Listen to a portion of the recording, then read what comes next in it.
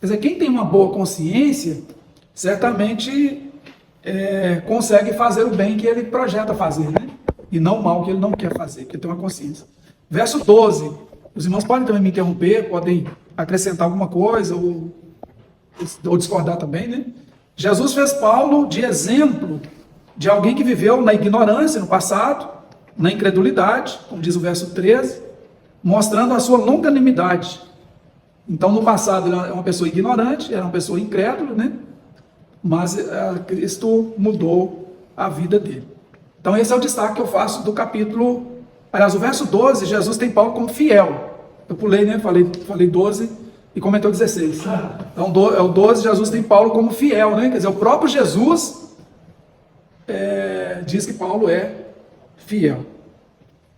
Se alguém puder ler o 12, né?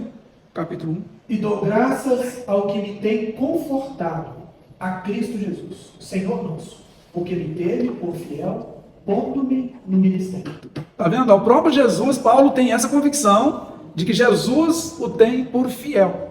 Quer dizer, uma pessoa fiel a Jesus no ministério é uma pessoa que faz a vontade de Deus. Então ele consegue fazer o bem que ele quer fazer. E parece que o interessante aqui, pastor, é assim, a confiança que Paulo tinha em Timóteo, a ponto de enviá-lo para o ministério. Isso, né? Apesar de ser jovem. Combater a falsidade que estava havendo na época. Isso. Toda, apesar da juventude, né? De Timóteo. Isso. Mas ele tem consistência também para ser um ministro. Ministro. Isso, do Evangelho. Boa noite. Boa noite. Capítulo 2 de 1 a Timóteo. Capítulo 2. Fiz alguns destaques, os irmãos podem fazer outros. Eu destaquei duas coisas só. Destaquei o verso 7 e o verso 8. Que Paulo é doutor dos gentios na fé e na verdade. Doutor dos gentios na fé e na verdade. Uma pessoa que é doutor na fé, que é doutor na verdade, certamente é uma pessoa que faz a vontade de Deus. Não é uma pessoa que vive na prática do pecado. Verso 8. Ele ora em todo lugar e levanta mãos santas. Mãos santificadas, separadas. É um homem de oração, né? Em todas as cartas. Paulo está sempre orando, sempre e pedindo também, né, que orem por ele. Algum destaque vocês gostariam de fazer no capítulo 2? De 1 Timóteo? Senão nós vamos ao capítulo 3, e aí eu destaquei alguns poucos versos também. Destaquei o verso 2, que Paulo é irrepreensível, vigilante, sóbrio, honesto, hospitaleiro, apto para ensinar. E no verso 3, moderado. Por que a gente sabe que Paulo é assim? Porque ele está falando do ministro de Deus. O ministro de Deus precisa ser tudo isso. Então, o que ele ensina para Timóteo, ele pratica. Se ele é um homem irrepreensível, é um homem que faz as coisas corretas e não coisas erradas. Não vive na prática do pecado, do erro. Ele é vigilante, ele é sóbrio, é honesto, hospitaleiro, apto para ensinar, não é verdade? Então a gente não pode pensar, Paulo, ele fala aí do bispo, né? É alguém irrepreensível. Então ele é um bispo, né? Então logo, ele é isso. E que também, creio eu, que serve como exemplo 100% nas nossas vidas, independente de sermos pastores. Independente, é para qualquer membro, né, do corpo de Cristo. Exatamente. Mas no caso do nível de exigência, exige-se mais a quem mais se dá, mais é exigido. Então, por isso que o bispo tem essas... não quer dizer que todo crente tem que ter tudo isso aqui, né? Ser apto para ensinar, hospitaleiro e tal, mas o ministro de Deus sim. Verso 7, tem bom testemunho dos de fora. Não é verdade? Seja respeitado pelos de fora da igreja. Mas uma pessoa que é respeitada por aqueles que estão fora da igreja, que não são da igreja, é porque vem nele exemplo de uma vida íntegra, né? De uma pessoa honesta, uma pessoa correta, uma pessoa verdadeira.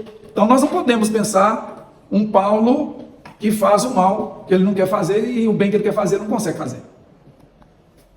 Algum destaque que vocês gostariam aí no capítulo 3 de Timóteo? Alguma contestação, algum acréscimo, né? Senão nós vamos para o capítulo 4.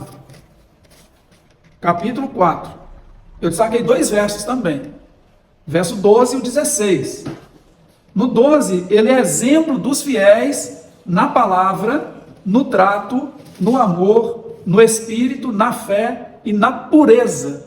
Como uma pessoa pode ser exemplo dos fiéis na pureza, vivendo na lama? Não dá, não combina, né? Não tem como ser exemplo dos fiéis na pureza, vivendo uma vida torta, né? Uma vida de pecados. Então, aquele que não consegue fazer o bem que ele quer fazer e só faz o mal que ele não quer fazer, é uma pessoa totalmente torta. Então, verso de número 12.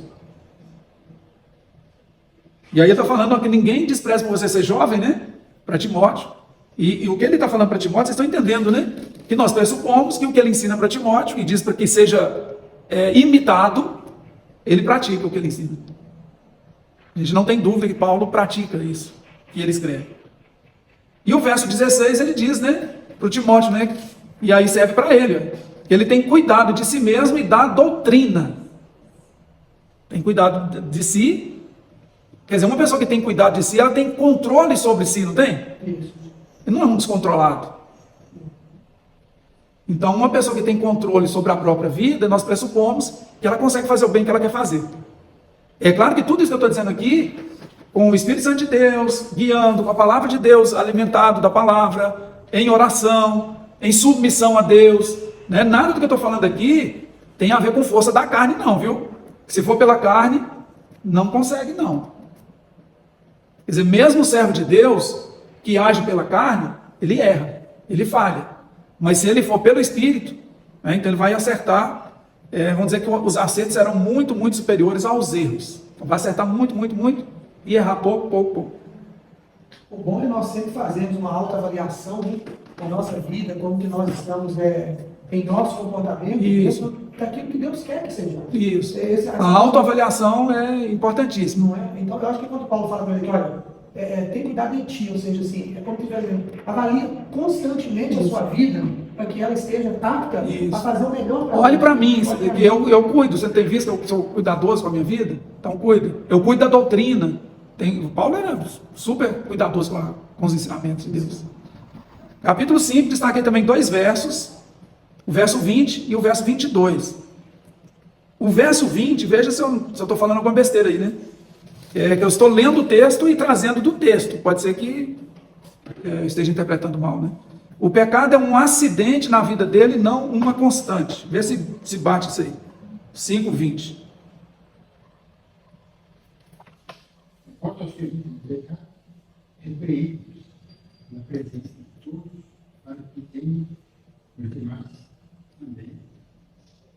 Os demais temem. O verso 19 diz: não aceite nenhuma acusação contra qualquer presbítero, a não ser que ela seja feita por 2 testemunhas pelo menos. E aí repreenda publicamente os presbíteros que cometem pecados. Então tem os presbíteros que não vivem cometendo pecados. Quem que é digno de repreensão? Os que cometem pecados. Para que os outros fiquem com medo, ou tenham temor. Aqui eu estou na linguagem de hoje, né? Verso 22. Ele se conserva puro. Se conserva puro. É isso que ele pede de Timóteo, né? Não é isso? Não tome parte nos pecados dos outros. Conserve-se puro. Então, uma pessoa que vai pedir o outro para se conservar puro, um homem igual Paulo, pedisse de Timóteo, que a gente espera que ele se conserve também puro. Capítulo 6, verso 11. Pastor, Sim? só deu 5:22, não é isso? Foi. Como é que está o 22 sua? O 22 meu, na tradução, na linguagem de hoje, nova tradução na linguagem de hoje, NTLH, diz assim, 22. Não tenha pressa de colocar as mãos sobre alguém para dedicá-lo ao serviço do Senhor. Não tome parte nos pecados dos outros. Conserve-se puro. Aí tá melhor. Né? Ficou mais... Porque quando fala, Pedro fala assim, não se precipite em pôr as mãos sobre ninguém. Aí dá a entender que você não pode orar, qualquer coisa assim. não precipitar, aqui é uma... dedicando ao ministério. Para consagração. Isso, aham. É nesse sentido. 6:11. Ele segue a justiça, a piedade, a fé, o amor, a paciência, a mansidão.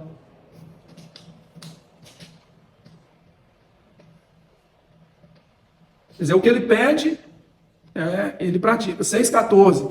ele guarda o mandamento sem mácula e sem repreensão. 6,14. Ele diz assim, que ninguém possa culpá-lo de nada.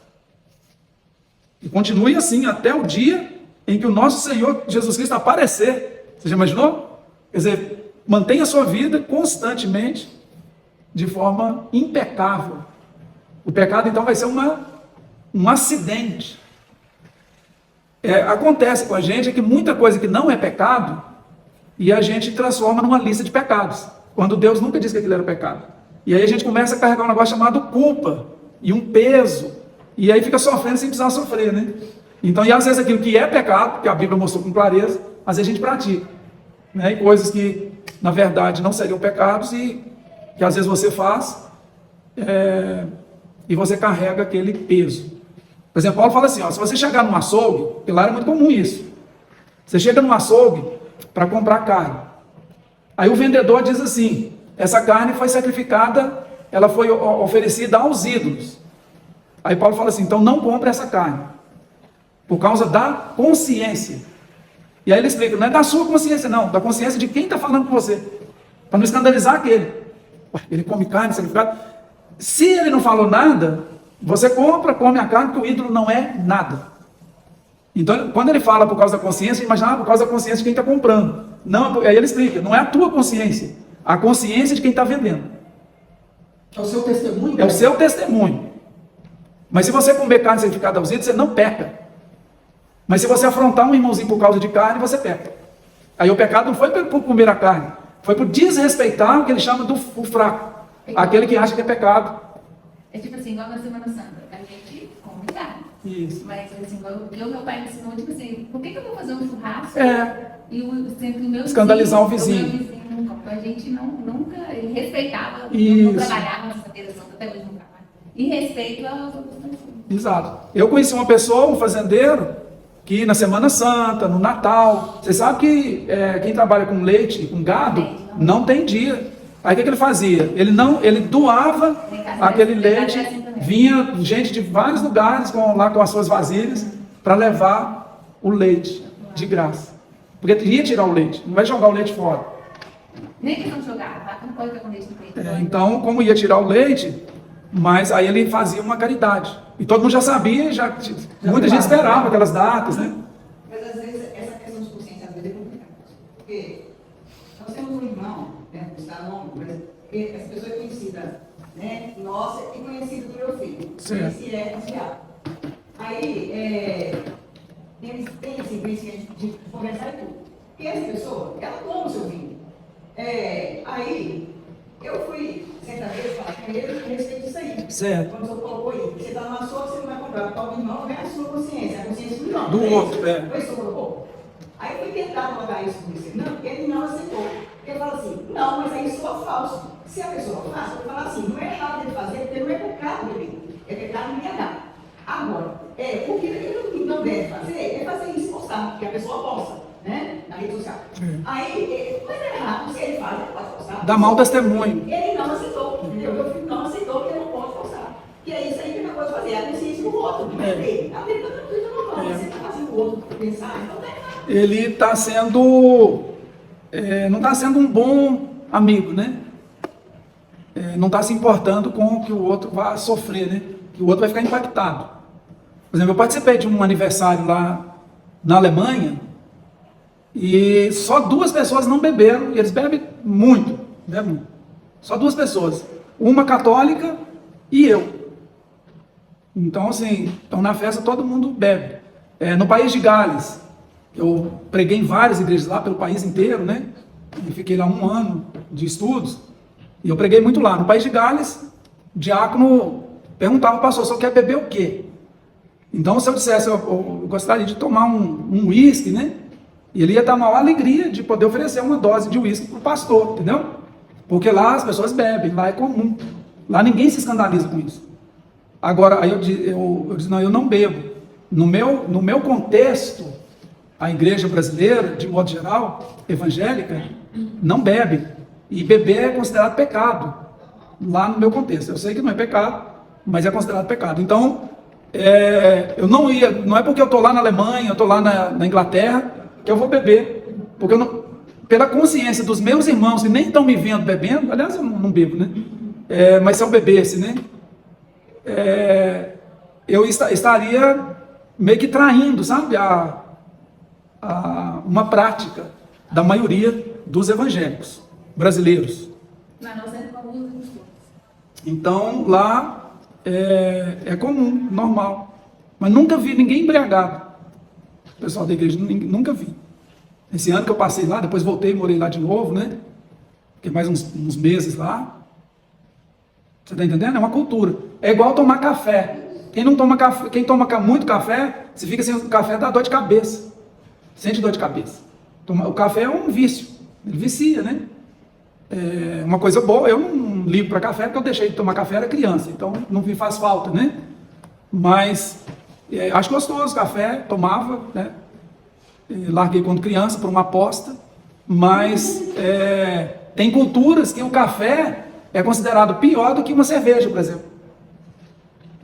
Então beber café escandalizaria. Os adventistas não tomam café. Uma curiosidade também na Argentina, os adventistas não abrem comércio no dia de sábado. Sim. Eu não sei aqui, que eu não conheço aqui, mas eu nunca vi uma loja aqui grande, aqui fechada, porque é dia de sábado. Lá pode ser um dia, lá é dia das mães, é o Natal, né? Fecha 6 horas da tarde na sexta-feira. Não abre comércio, perde a vida. Mas no sábado, 6 da tarde, Mas ele não faz isso, não. Mas Ou não, se quiser, não, é proclamado que há.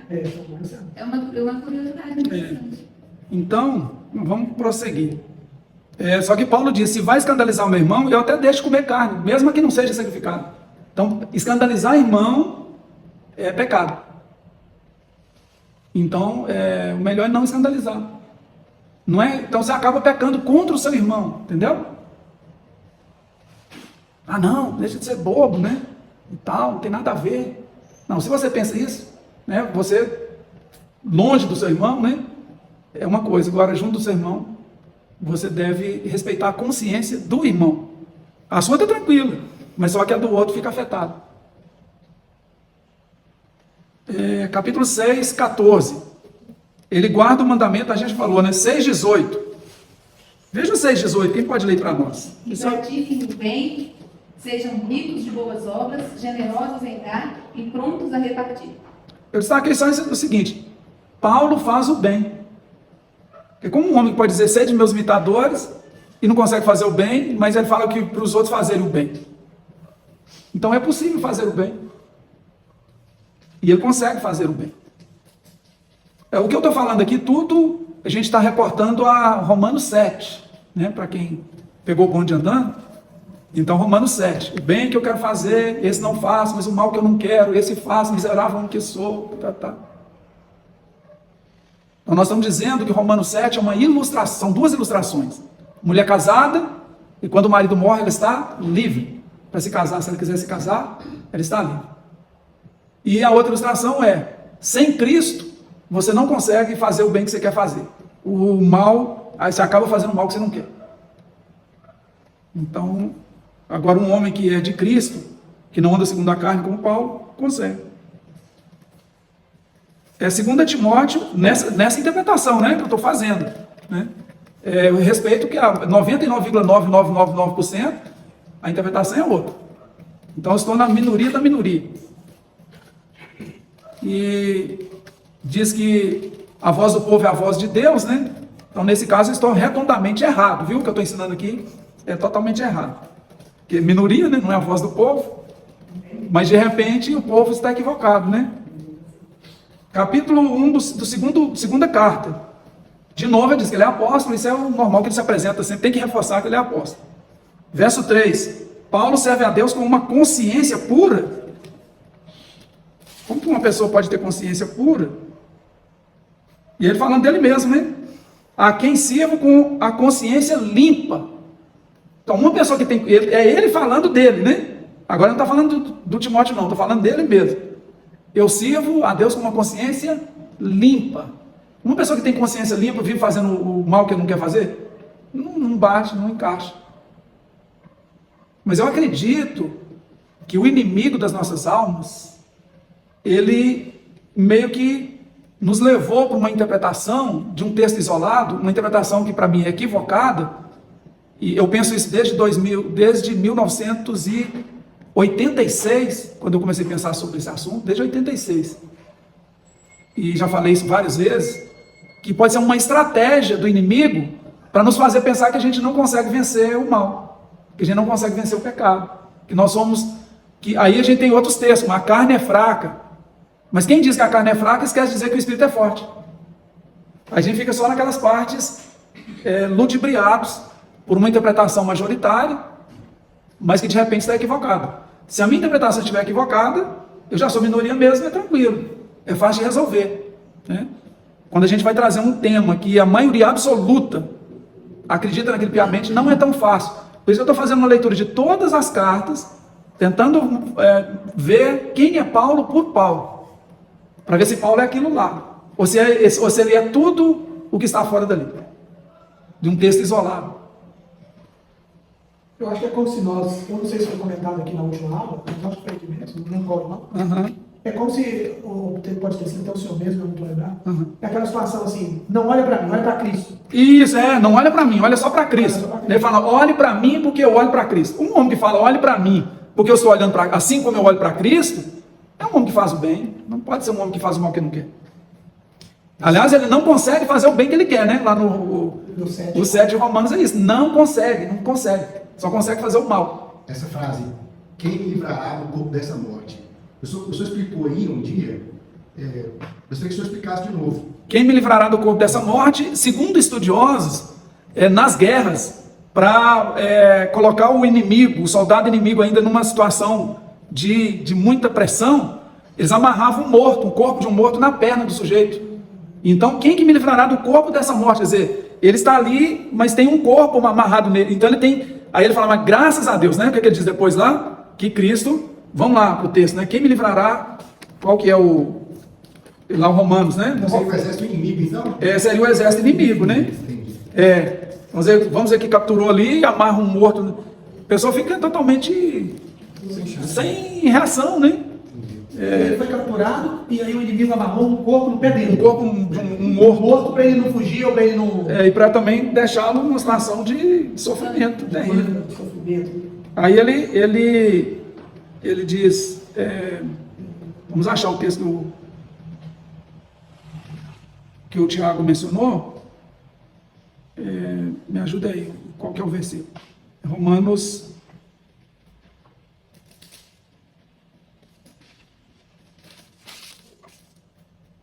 Eu não estou lembrando de memória, eu estou com a Bíblia hoje que não é minha, e nas Bíblias que não é da gente, a gente demora a achar as coisas.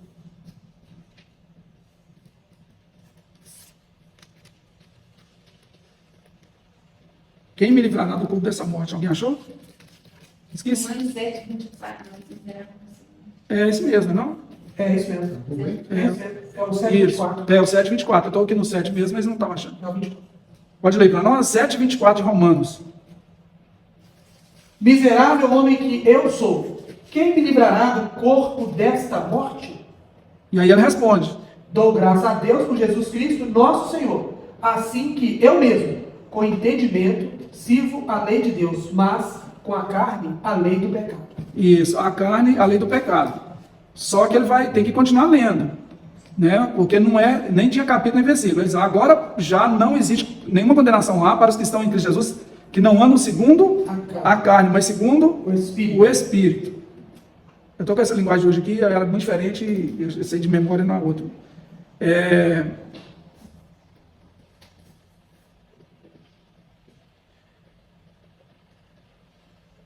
Verso 5, o que fala aí de 8? 8, 5. Porque os que se inclinam para a carne cogitam das coisas da carne, mas os que se inclinam para o Espírito, das coisas do Espírito. A inclinação da carne é morte, mas a inclinação do Espírito é vida. Vai explicando que aqueles que vivem na carne e os que vivem no Espírito. Aí ele fala assim, mas se alguém não tem o Espírito de Cristo, esse tal não é dele. Quer dizer, quem não é dele é que está nessa situação. Tem esse corpo morto amarrado. Mas quem é de Cristo já se libertou desse corpo, desse corpo morto, né, que é o domínio do pecado. A lei do pecado. A lei do pecado. Que o Romanos 6,14, antes do 7, já deixa isso muito claro. O que diz o 6,14 aí? O 6,14 que me impactou, viu? Lá em 1900, na década de 80. O pecado não terá domínio sobre vós, pois não estáis debaixo da lei, e sim da graça. Quem está debaixo da lei, o pecado tem domínio, isso ele está dizendo. Mas quem está debaixo da graça, o pecado não tem domínio. E Paulo está debaixo da lei ou debaixo da graça? Ele está debaixo da graça. Então o pecado não domina Paulo. Se o pecado não domina Paulo, ele consegue fazer o bem que ele quer fazer. Ele não vive fazendo o mal que ele não quer. Você está entendendo? É um todo, tem que ver o Romanos como um todo, é uma carta, né? A carta é uma coisa só. É porque a gente lê fracionado. Então sempre que a gente for ler a carta, é bom que a gente lê a carta toda. Quer dizer, aí a gente tem, se ler Romanos todo, o 6 já resolve o 7 e o 8 resolve também o 7. Sabe? Já resolve. Na minha concepção, na minha interpretação, né? Se eu estiver equivocado, aí realmente eu estou equivocado, né? E pode acontecer, né? A gente é humano e está interpretando. 2 Timóteo 1,7. Ele tem da parte de Deus o espírito de fortaleza, de amor e de moderação. Mas ele está falando dele mesmo ou está falando de Timóteo? Eu estou pegando o que ele fala de Timóteo também como sendo dele. Tá bom? Vocês estão entendendo, né? Estou puxando isso. Estou fazendo Aqui eu acho que ele está falando dele. uma coisa errada? O que diz aí? 1,7. Porque Deus não nos tem dado Aí ele se inclui, né? Nos tem. Então, dado espírito de covardia, mas de poder, de amor e de moderação. de moderação. Uma pessoa que tem um espírito de moderação, ele é moderado no comer. Porque, por exemplo, comer compulsivamente também é pecado. Mesmo caso de beber. Um irmãozinho bebe um vinho uma vez na vida, outra na morte. Quem come sem parar está pecando mais do que aquele que bebeu um vinho uma vez ou outra na vida. Aliás, quem está bebendo um vinho outra vez nem está pecando, né? Você não está se embriagando e você não está dando mau testemunho para o outro, né? A consciência do outro. Porque na nossa cultura, assim, a gente, igual o senhor já disse, Foi ensinado que é pecado. Que é pecado. É pecado dançar, é pecado beber, Tal. é pecado ser feliz. Para muitos não pode nem ser feliz, que é pecado. Eu conheci um casal de missionários que ficaram escandalizados comigo. Americanos. Porque eu fui fazer um casamento, era um casamento em inglês, português e inglês. E claro que eu tenho esse cuidado, então eu não sou nativo, não é minha língua. Não posso ser arrogante e achar, eu sei inglês. Não sei inglês, eu sei para o meu gasto, né? Quem sabe inglês é a pessoa da língua, né? É claro que tem exceções, tá, gente? Tem pessoas que não é nascido e sabe às vezes mais do que em termos de gramática, de correção, mais do que o nativo, viu? Isso existe. Opa, perdão, Tiago.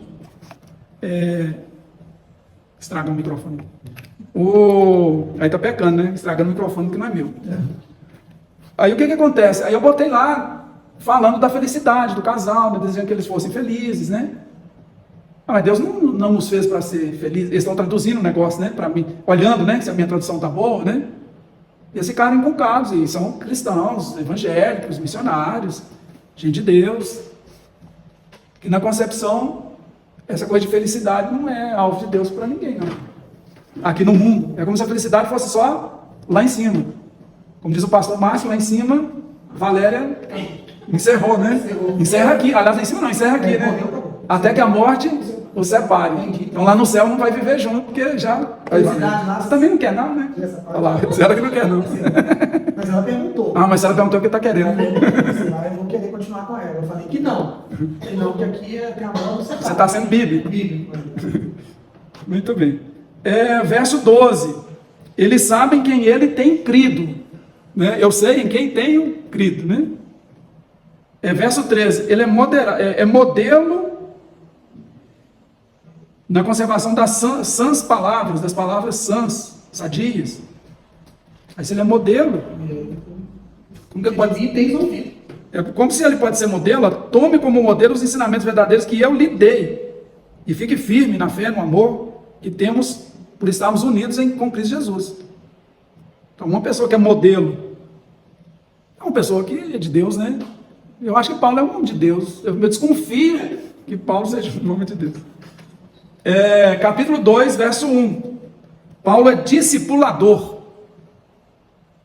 Verso 4. Ele não se embaraça em negócios desta vida. Ele não se embaraça com o negócio dessa vida. Então não fica devendo sem pagar. Se ele deve, ele paga. sabe? Ele é correto. É um homem que faz o bem, não parece que Paulo é um homem que faz o bem? Verso 15, é obreiro que não tem do que se envergonhar, que maneja bem a palavra da verdade, não tem do que se envergonhar. Verso 19, ele se aparta da iniquidade porque profere o nome de Cristo, se aparta da iniquidade, do mal, ele consegue se apartar do mal. Se ele pede isso para o outro, é o que ele faz. Ele é apto para ensinar, verso 24. Capítulo 13, destaquei 2 versos, o verso 10 e o verso 15.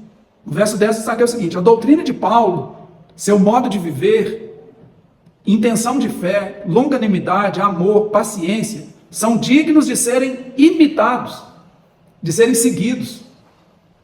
E o verso 15, as sagradas escrituras tornam Paulo sábio. Capítulo 4, verso 5. Último capítulo, né? Timóteo. Ele é sóbrio em tudo. Não é isso que eu falei? Você fala não é isso que ele fala para Timóteo? Porém, ser sóbrio em todas as coisas. Ser sóbrio em todas as coisas. Quer dizer, nunca embriagado em nada. Aí não é só vinho, bebida, né?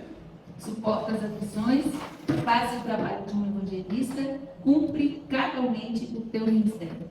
Então, Paulo se pressupõe um homem sóbrio para ensinar isso, para ensinar. Se ele é sóbrio em tudo, então ele é um homem que pratica o bem e não o mal. No 7 ele diz que ele combateu o bom combate, não é o mau combate, ele teria que ter combatido o mau combate, né? Uma pessoa que só consegue fazer o mal que não quer. Combateu o mau combate, não o bom combate. Verso 17, o Senhor assistia a Paulo e ele ficou livre da boca do leão. Uma pessoa que consegue ficar livre da boca do leão, consegue, o leão aí tem vários sentidos, né? Dos perseguidores, próprio pecado, né? Seria como se fosse um álibi, né? Esse versículo de 7, 19, né? Quando a pessoa vê que ela não consegue vencer, mas afinal de contas, né? O próprio Paulo disse, né? O mal que eu não quero fazer, eu faço. Então, eu tô dentro da média, né? É um álibi. Se nem o Paulo conseguiu, quanto dirá eu, né? Mesmo? Quanto mais eu. Se Paulo não conseguiu, não sou eu que vou conseguir, nem vou tentar. Entendeu? E eu acho que isso foi uma armadilha, né? Que o diabo acabou jogando o cristianismo em geral. Em geral. Porque faz uma pesquisa para você ver quem que acredita nisso. Que não é o Paulo convertido, não é o homem de Deus, que ali é aquele que é dominado pela lei, né? Ele está dominado, ele é como se fosse um escravo. Ele é, como diz lá em Gálatas, né? A Agar é a escrava, mas ela é Jerusalém. Aí dá um choque na gente, né? Mas quando Agar é Jerusalém, é o Monte Sinai. Quer dizer, então é um choque, né? Dizer que Agar é o Monte Sinai e que Agar é Jerusalém. Mas ele fala do Monte Sinai terreno, da Jerusalém terreno. E aí ele vai falar de Sara, que Sara é a mãe, por milagre, né? Na verdade, por promessa, algo miraculoso. Ela é a mãe, ela é Jerusalém também, mas é Jerusalém celestial. Uma terrena, outra celestial. A terrena é escrava. O escravo não tem vontade própria. O bem que eu quero fazer eu não faço, eu não sou dono de mim. Mas o mal que eu não quero eu acabo fazendo. Eu faço o que meu Senhor manda, tudo que manda eu faço, porque eu sou escravo. Essa é a vida de escravo, não é a vida de livre. É por isso que ele fala, quem está na carne não pode agradar a Deus. Vós, porém, não estáis na carne, mas no Espírito. Se é que o Espírito de Deus habita em vós. Mas se alguém não tem o Espírito de Cristo, esse tal não é dele, quer dizer, é um escravo, não é livre. Vocês estão entendendo a diferença? O escravo não consegue porque ele não tem vontade própria. Ele está dizendo, sem Cristo nós somos escravos do pecado. Não é o 6,14? Não diz lá, repetindo o 6,14 lá, que diz 6,14? Porque o pecado não terá domínio sobre vós, pois não estáis debaixo da lei, mas debaixo da graça. Tem a diferença do menino escravo e o menino livre. Quando é que o menino fica livre? Quando ele é de maior. Mesmo os meninos, as crianças em geral, elas não têm liberdade. O Gabriel tem liberdade toda que ele quer? Não tem. Meu filho, 5 anos. Mas na hora que ele tiver a idade adulta, ele é livre. Ele vai ser livre depois dos 18. Por enquanto, ele é meu servo, em muitos aspectos. Ele tem que, mesmo sem querer, você tem que fazer a vontade do papai. Se a vontade do papai for má, ele faz o mal que ele não quer. Você está entendendo? Porque ele é claro que eu estou fazendo uma comparação aqui, né? Não é que o Gabriel seja um escravo, né? Mas para vocês vão entender que ele não tem liberdade para fazer o que ele quer, que dá na telha. Ele faz um monte de coisa errada, mesmo assim faz. Desagrada pra caramba? Desagrada. Ele não tem força. Por exemplo, se eu quero que ele não use o celular hoje, o que eu tenho que fazer? Eu não posso dar o celular para ele, porque se eu der, ele vai usar. Ele não consegue não usar. Mas eu consigo usar e não usar, eu não vou usar. Às vezes eu perco. Quantas vezes eu deixei aqui na igreja, eu sono, porque não tem tanto apego, né? Mas quando a gente tem apego, nem perder a gente perde. Vocês estão entendendo? Então, enquanto ele é escravo, ele não consegue fazer o bem que ele não quer. Que ele quer. Ele não pode, ele não tem liberdade para fazer. Verso 18, ele tinha convicção de que o Senhor o livraria de toda a má obra. O que diz o 4,18?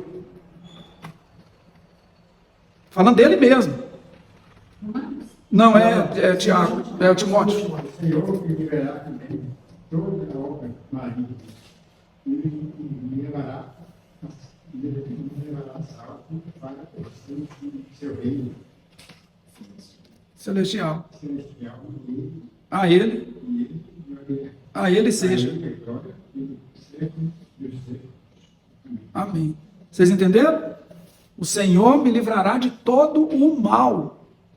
Então, um Senhor que está livrando Paulo de todo o mal, não é um homem que faz o mal que ele não quer fazer, né? Eu não quero fazer o mal, mas eu faço. O bem, eu queria fazer o bem, mas não consigo. Então, não é um homem, um escravo realmente é isso, mas o livre não. Outro comentário que eu ouço quando eu falo sobre isso, né? Sobre fazer o bem e fazer o mal. Eu falo assim, né? O temor do Senhor consiste em fazer o bem. Aí algumas pessoas falam, mas fazer o bem é relativo. Pode ser para você e pode não ser para mim. Aí do meu ponto de vista, hoje, eu já sei o que é fazer o bem e o que é fazer o mal. Talvez você ainda não sabe, né? Isso. Mas eu queria que o senhor comentasse, na opinião do senhor, e para o vídeo, para a live também, o que é fazer o bem? Assim, se fosse dar um resumo. Teria que pensar um monte de coisas, né? Sim. Mas fazer o bem é fazer aquilo que Deus aprova. Acho que isso resume. Por exemplo, quando a gente fala assim, eu te peço e te agradeço em nome de Jesus. Você está indo diante do Pai, no nome do Filho. Então, o que você está pedindo, ou o que você está agradecendo, você pressupõe que o Pai está aprovando. Que o Filho aprovou. Você está indo no nome dele. Então, te peço e te agradeço em nome de Jesus. Aí o Pai pode dizer assim, mas você é amigo de Jesus? Como você tem a ousadia de pedir isso?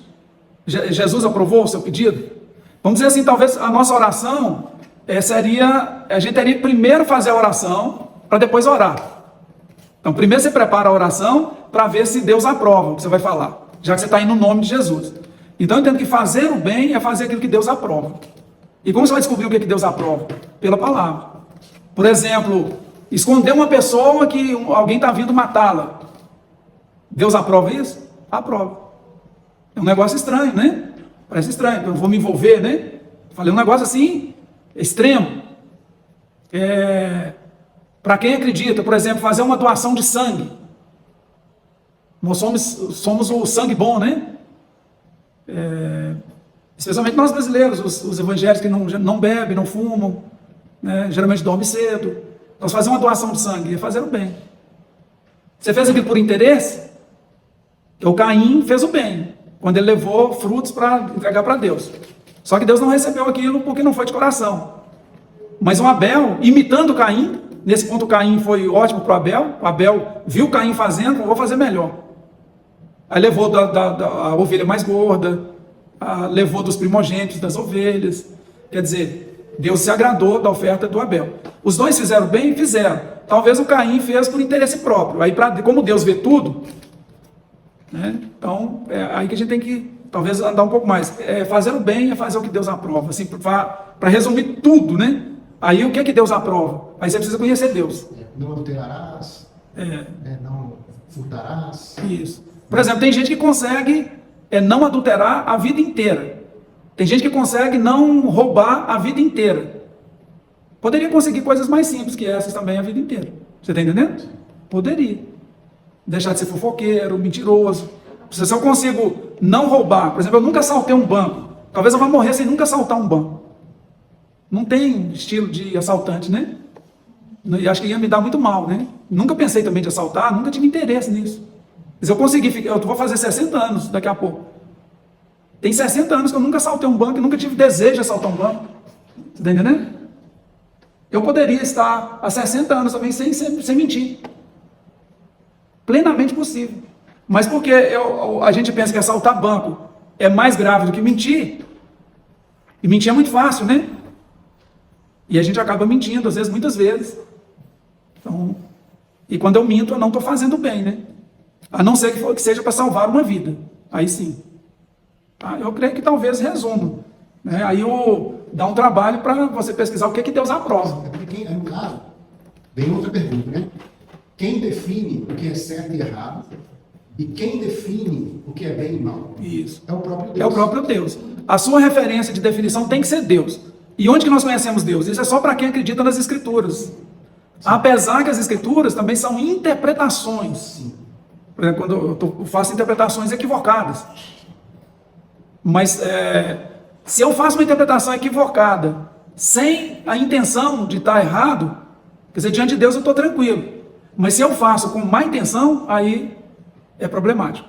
Quer dizer, aí eu peco. Por exemplo, uma pessoa trazia uma ovelhinha defeituosa para Deus. Deus aceitava aquela ovelhinha? Sim e não. Então ele trouxe a ovelhinha defeituosa, mas ele mesmo não viu o defeito da ovelha. Mas Deus vê tudo e Deus viu que ela estava defeituosa. Deus aceitou a ovelhinha, porque foi de coração, não foi de má intenção. Aí o outro trouxe a ovelhinha toda perfeitinha e não foi aceito, porque ele fez aquilo de má coração. Você está entendendo? Então aí, quem que vai nos julgar é Deus, o juiz é Deus. Então quanto mais eu conheço da palavra de Deus, mais eu conheço Deus. É como alguém perguntou para um pastor: pastor, como que eu vou saber se essa namorada é a namorada certa? Se eu posso investir, né? Vou me casar com ela e tal. Como que eu vou saber a vontade de Deus? Isso, a vontade de Deus no namoro. Então, para saber a vontade de Deus no namoro, você tem que conhecer mais quem? A namorada ou Deus? Tem que conhecer Deus. Ele falou assim, eu fui para não sei se foi um show, um lugar assim, tem muita gente, e a esposa, eles se perderam um do outro lá na multidão, e depois ele saiu procurando, né? Então, um lugar que tem muita gente, acontece, né? Ali no tumulto, então tomou um caminho errado, mas estava lá, no mesmo ambiente, só que um ambiente de muita gente. E aí ele foi andando, e escutou alguém tossindo. Pela tosse, ele sabia que era a esposa dele. Por quê? Porque ele convive muito com ela. Sabe, né? Sabe, conhece. Pelo andar. Por exemplo, se o irmão chegar lá em casa, você vai ser mal recebido pela Charlotte. Charlotte é a cachorrinha que tem lá, ela não gosta. Na rua ela é um anjo. Lá em casa ela é um anjo do mal, né? Na concepção do visitante, né? Na minha concepção é bom porque ela está olhando a casa. O que acontece? Eu posso chegar lá de madrugada, que a Charlotte não vai dar um latido. E ela não me viu. Estou do lado de fora. Ela conhece os meus passos, o meu cheiro, porque ela convive comigo. Quem convive com Deus, com a palavra de Deus, conhece Deus. Quem pouco conhece, sabe pouco a vontade de Deus. Você está entendendo? Quanto mais eu conheço de Deus, mais eu sei o que Deus gosta, o que agrada. É assim que acontece com a esposa, com o esposo, com o filho, né? Quanto mais você convive, mais você sabe o que ele gosta e o que não gosta. Mas a esposa já sabe que eu não gosto das facas viradas com a ponta para cima. Quer dizer, trouxe numa tradição. A pessoa traz de família, lava as facas e deixa tudo assim para cima. Eu tenho a sensação seguinte: se eu vou lá pegar um negócio com as facas, com as pontas para cima, que eu posso espetar minha mão. Qual que é a minha concepção quando eu lavo vasilhas? Sempre as facas, até garfo. Tem criança em casa, bota para baixo. O garfo é mais tranquilo. Mas faca sempre está para baixo. Mas quem está acostumado a vida inteira colocar as facas para cima, vai lavar vasilha, as facas vão estar com as pontas para cima. Está entendendo? Mas quando você conhece o outro, a minha filha, 11 anos, ela detesta chegar no banheiro e o vaso, é que lá tem uma tampa, né? Então, se tem a tampa, ela quer encontrar o vaso tampado. Para mim não fazia diferença deixar, desde que deu descarga tudo direitinho, né? Dar descarga com ele fechado, é o melhor, né? Depois, abre. A partir do momento que eu descobri que ela não gostava de chegar no banheiro e achar o vaso, toda vez que eu vou usar, o que eu faço? Eu abaixo a tampa. Quer dizer, me custa isso, porque eu a conheço. Aí quando ela entra lá e acha aberto, eu já sei que não sou eu, né? Porque eu tenho cuidado de fazer isso, que eu penso nela. Então, quanto mais você conhece Deus, mais você vai fazer a vontade de Deus, e aí vai saber o que é bem e o que é mal, né? Eu creio que vai por esse caminho, né? Que vai por aí, tá bom? Deus nos abençoe, né? Nosso tempo esgotou.